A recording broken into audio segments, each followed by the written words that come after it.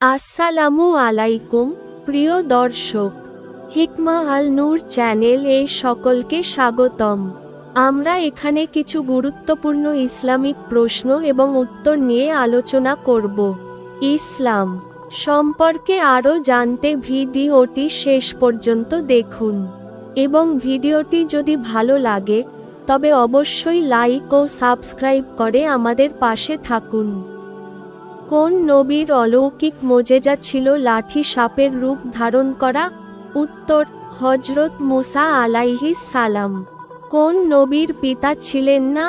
উত্তর, হযরত ঈসা আলাইহিস সালাম। কোন নবীকে খলিলুল্লাহ বলা হয়? উত্তর, হযরত ইব্রাহিম। কোন নবীকে মাছের পেটে থাকতে হয়েছিল? উত্তর, হযরত ইউনুস আলাইহিস সালাম। হযরত ঈসা আলাইহিস সালাম এর মায়ের নাম কি?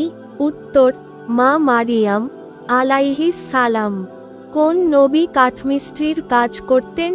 উত্তর, হযরত নূহ আলাইহিস সালাম। কোনো প্রশ্ন অথবা মন্তব্য থাকলে অবশ্যই কমেন্টে জানাবেন।